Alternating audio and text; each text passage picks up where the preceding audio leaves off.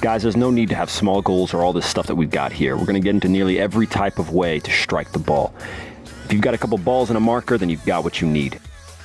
We have to be able to ping a ball over distance. What's most important is hitting with the right amount of pace. As you can see in this drill, we're set up to hit the ball in the small goal. We want to strike some with power and others a bit softer before we get on to a bigger target. The idea here is to loft the ball over the small goals and under the crossbar. You have to be very precise when you train. It's no problem to miss a few. By setting a high standard, you're guaranteed to push yourself. Check out a slow motion of how we strike the ball here. There's a slight side turn to the foot.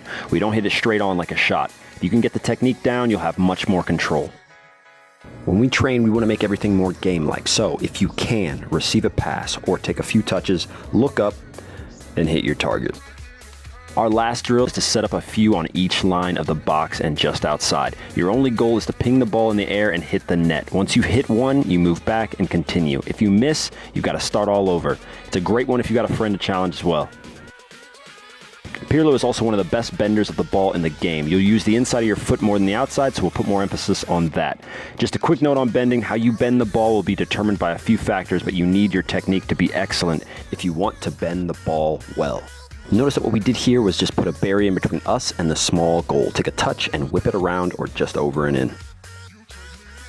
Whether you look to bend the ball with the middle of your foot or a bit further back, just know that the whip and curl comes from swinging your hip on the follow through and not just your leg.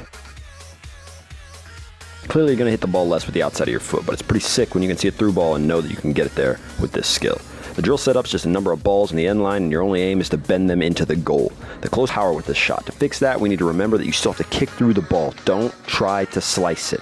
Follow through like you normally would, and make sure your ankles are locked and you won't have a problem. Exactly like a normal penalty. And when you chip the ball, don't let it hang in the air forever. It's an obvious risk, but if you think the goalie's going to dive one way or another, it's definitely something you can try out.